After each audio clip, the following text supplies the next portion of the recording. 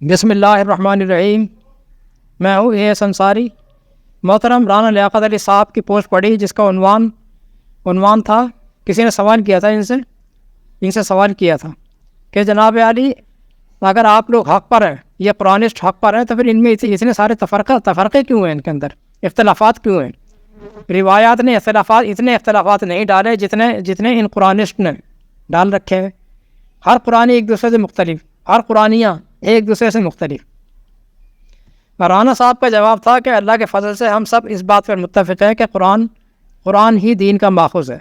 یعنی رانا صاحب نازا ہیں اس بات کے اوپر کہ الحمدللہ ہم سب اس بات پر متفق ہیں کہ قرآن ہی دین کا ماخوذ ہے۔ تو جناب والا لیاقت صاحب، پھر اتنے تضادات کیوں؟ قرآن کے ماننے والے، قرآن کو ماخوذ ماننے والے، اور پھر تضادات کیوں؟ آپ جناب آپ تو کنفیوژن کا شکار ہیں۔ قرآن نے تو اپنے من جانب اللہ ہونے کی دلیل یہ دے رکھی ہے کہ اس میں کوئی اختلاف نہیں، اس میں کوئی اختلاف نہیں ہو سکتا۔ اگر اس میں اختلاف نکل آئے تو پھر یہ اللہ کی طرف سے نہیں ہے۔ افلا یتدبرون القرآن ولو کان من عند غیر اللہ لوجدوا فیہ اختلافا کثیرا۔ بنا قرآن میں تدبر کیوں نہیں کرتے؟ تدبر، اس لفظ تدبر کو یاد رکھیے گا، اس پہ میں بحث کروں گا۔ یہ قرآن میں تدبر کیوں نہیں کرتا ہے؟ اگر یہ اللہ کی طرف سے نہ ہوتا، کسی غیر کی طرف سے ہوتا تو اس میں اختلاف کثیر پاتے، لیکن یہ اللہ کی طرف سے ہے۔ تدبر کرو گے تو پتہ چلے گا کہ یہ اللہ کی طرف سے ہے، اس میں اختلافات نہیں ہیں۔ 4/82 دیکھا جناب۔ پھر دوسری جگہ کہتا ہے ذالک بأن اللہ نزل الکتاب بالحق وإن الذین اختلفوا فی الکتاب لفی شقاق بعید۔ 2/176 کہتا ہے اس لیے کہ یہ کتاب اللہ کی نازل کرتا ہے حق کے ساتھ، اور جو لوگ اس کتاب میں اختلافات ڈالتے ہیں، اختلافات پیدا کرتے ہیں، وہ پرلے درجے کے شقاق، پھوٹ ڈالنے والے ڈھونگی ہیں، نافرمان ہیں۔ دیکھا جناب، آپ اس پہ ناز کر رہے ہیں کہ ہم جو ہے سارے کے سارے قرآن پر متفق ہیں، اس کے ماخوذ ہونے پر، اور پھر اختلافات موجود ہیں الحمدللہ۔ لہذا یہ آپ کی عجیب منطق ہے کہ اختلافات پیدا کرنے کے بعد بھی لوگ الحمدللہ کے زمرے میں آ گئے ہیں۔ جناب علی، یہ اختلافات کرنے والے قرآن کے دشمن ہیں، قرآن کے خیر خواہ نہیں ہیں، قرآن کے دشمن جو قرآنسٹ بن کر چمٹے ہوئے ہیں۔ یہ بار بار میں بتا رہا ہوں، سمجھ میں نہیں آتی ہے۔ قرآن میں اختلاف ہو کیسے سکتا ہے؟ کبھی غور کر لیا کریں نا۔ مثال کے طور پر آپ سمجھیے کہ ایک لیڈر ہے، سیاسی لیڈر سمجھ لیجیے، کوئی مذہبی لیڈر سمجھ لیجیے۔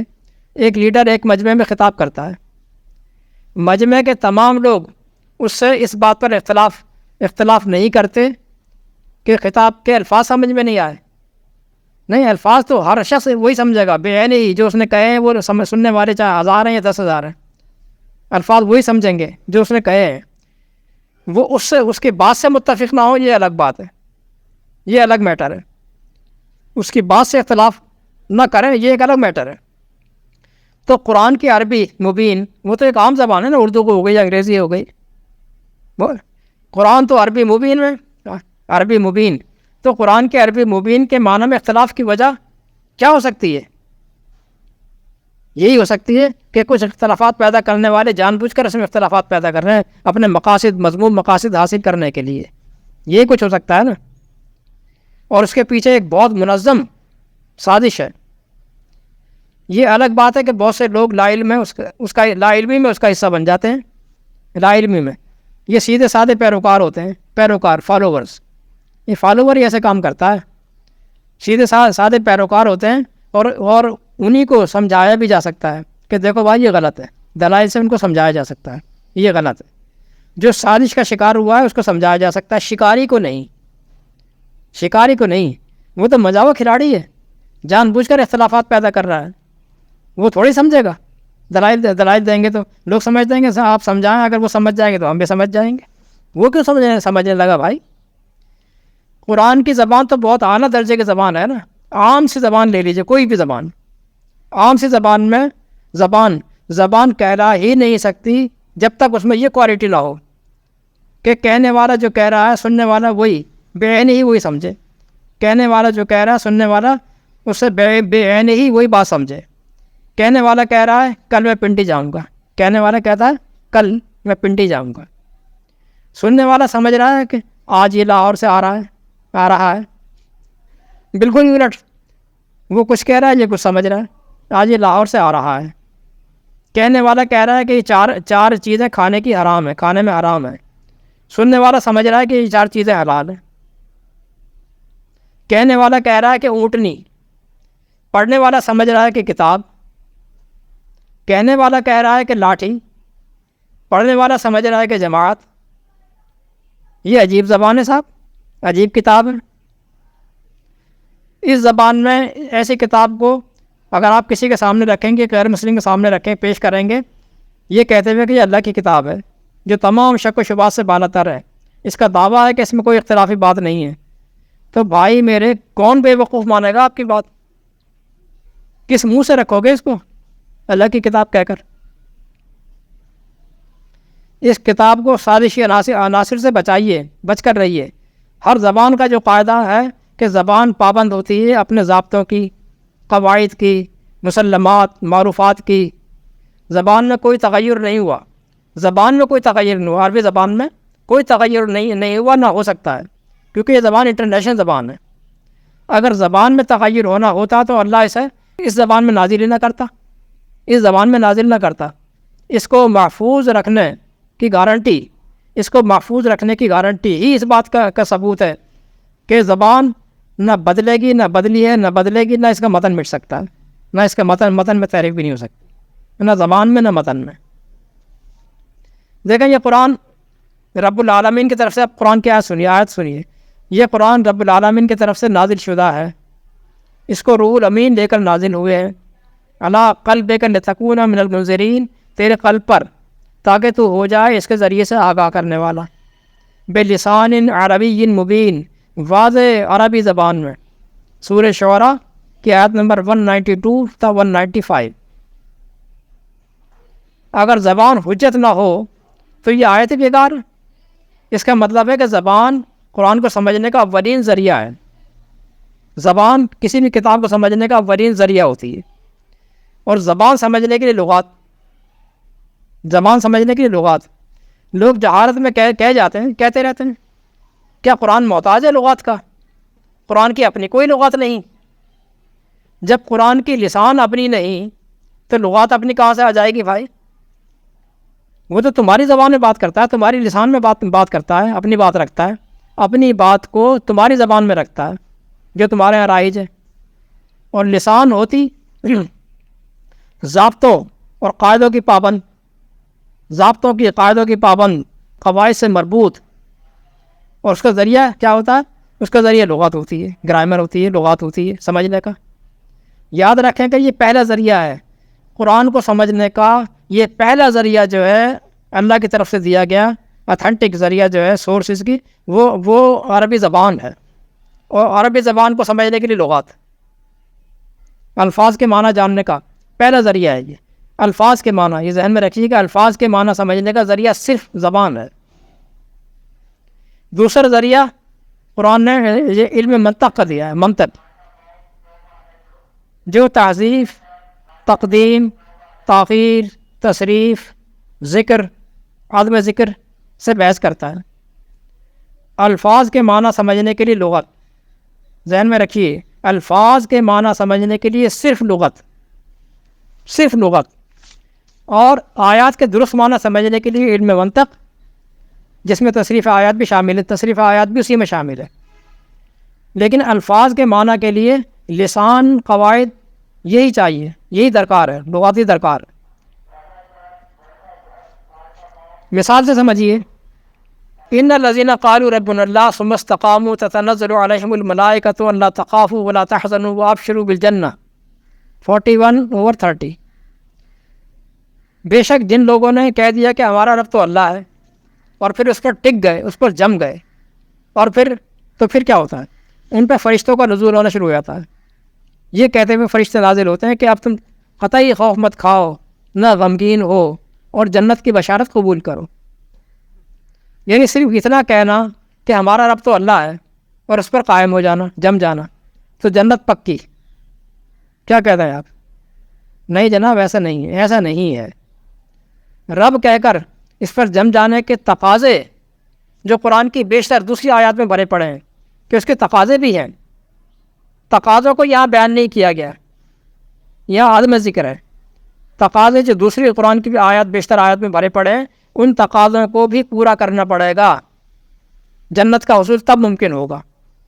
یہاں پر وہ تمام تقاضے جو دوسرے مقامات پر ہیں وہ ان کا ذکر نہیں ہے، عدم ذکر ہے، ان کو حذف کیا ہوا ہے. وہ تمام تقاضے یہاں عدم ذکر مانے جائیں گے جن کو دوسری آیات سے سمجھنا ہوگا. یہ کہلائے گی تصریف آیات، یہ کہلاتی تصریف آیات. عبارت کے الفاظ لسان کے ذریعے، لغت کے ذریعے سمجھ میں آئیں گے. عبارت کے الفاظ تصریف آیات سے سمجھ میں نہیں آتے ہیں. لسان اور لغت کے ذریعے، آیت کی تشریح دیگر آیات کے ذریعے، آیت کی تشریح دیگر آیات سے.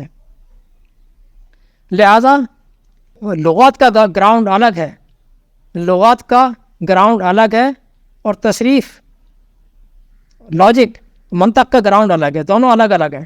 بلحاظ متن سمجھنے کے لیے لغات اچھی طرح سمجھ لیجیے. بلحاظ متن الفاظ کے معنی سمجھنے کے لیے لغات، اور بلحاظ مفہوم سمجھنے کے لیے منطق اور تصریف آیات. تصریف آیات بھی منطقی کا ایک اصول ہے. متن کا سمجھنا ایک الگ حقیقت ہے، مفہوم کا سمجھنا ایک الگ حقیقت ہے.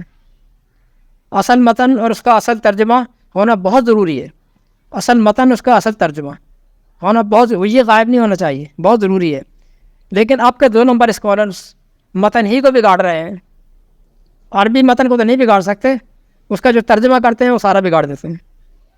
عربی متن کا ساتھ ہی نہیں دیتا، وہ اس متن کا ساتھ ہی نہیں دیتا ان کا ترجمہ. یہ ہے سازش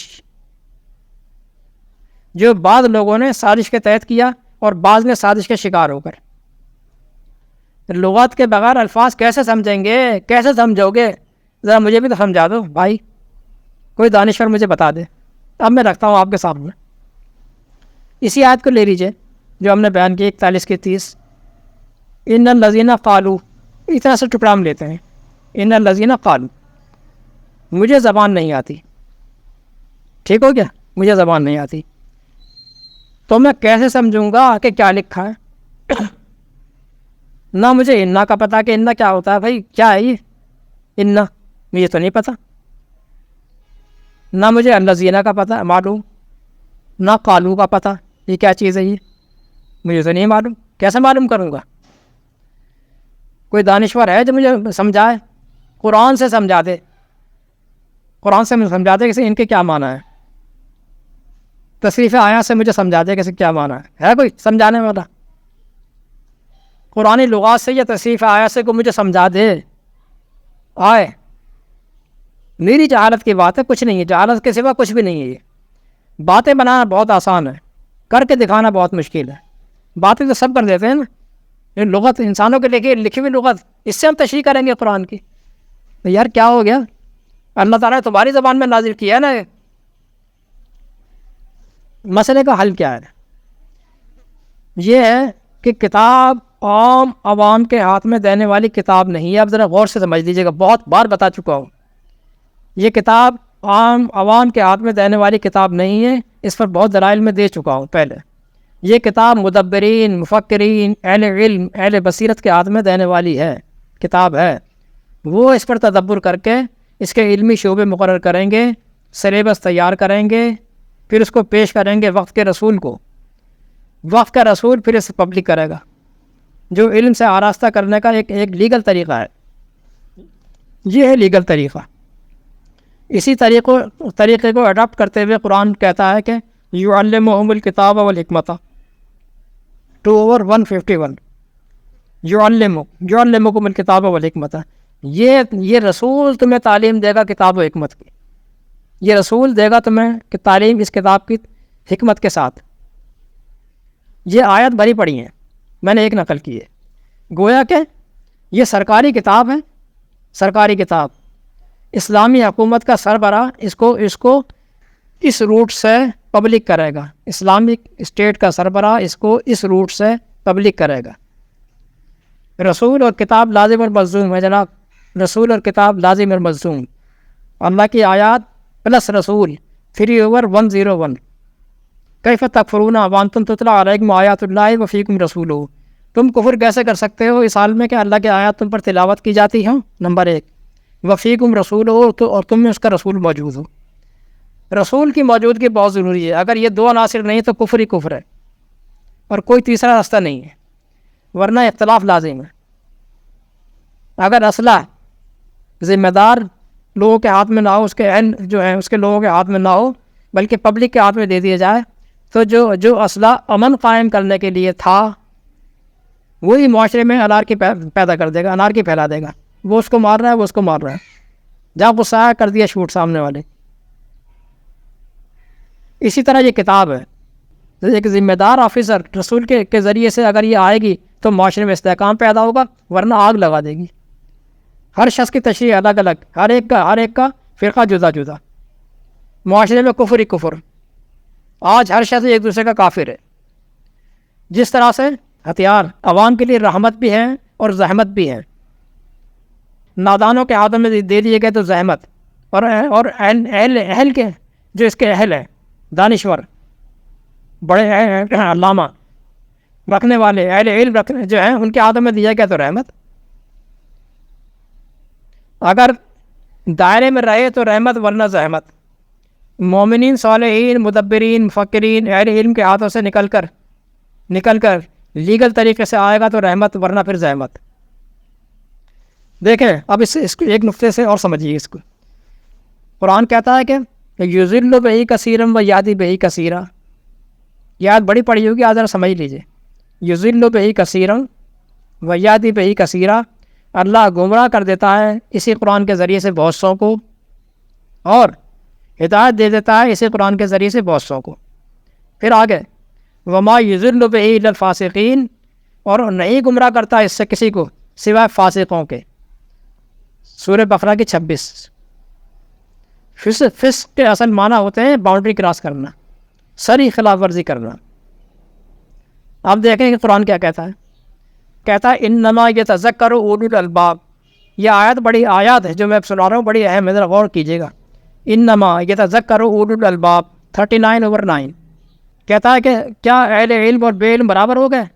انما یتذکر اولو الالباب، نصیحت تو صرف وہ لے سکتے ہیں جو لب لباب نکالنا جانتے ہیں۔ اولو الالباب، کریم نکالنا جانتے ہو، لب لباب نکالنا جانتے ہو۔ 39/9 یعنی وہ تمام علوم جو کسی اعلیٰ تصنیف کو سمجھنے کے لیے درکار ہیں وہ جانتے ہوں۔ انما یتذکر اولو الالباب، نصیحت صرف وہ لے سکتے ہیں جو لب لباب نکالنا جانتے ہیں۔ اور آیات میں جو حرف اثر لگا ہوا ہے انما یعنی صرف اور صرف اولو الالباب جو ہیں وہ اس سے نصیحت لے سکتے ہیں۔ اب اور آیت سنیے آگے، کتاب انزلناہ الیک مبارک لیتدبروا آیاتہ ولیتذکروا اولو الالباب 38/29۔ یہ کتاب ہم نے آپ پر نازل کی ہے، مبارک کتاب، بابرکت کتاب، کیوں؟ تاکہ اس کی آیات پر تدبر کریں اور نصیحت حاصل کریں لب لباب نکالنے والے اہل علم۔ 38/29 دیکھا جناب۔ اب ان آیات کی خلاف ورزی کرتے ہوئے ایسے لوگ جو نہ اس کی زبان جانتے ہیں، زبان کے ربے نہیں جانتے، نہ اس کے اسالیب سے واقف ہیں، نہ علم منطق سے واقف ہیں، وہ اس میں گھسیں گے تو آپ سوچیں خلاف ورزی کی ہے نہیں، یعنی کہ انہوں نے اللہ کی خلاف ورزی یقیناً کی انہوں نے، تو اس کا لازمی نتیجہ گمراہی نکلے گا۔ گمراہ ہوں گے اور گمراہ کریں گے۔ اس کے اوپر میں بہت بڑا لیکچر اور بھی دے سکتا ہوں، پھر کبھی انشاءاللہ عرض کروں گا، لیکن فی الحال اتنا ہی کافی ہے۔ والسلام۔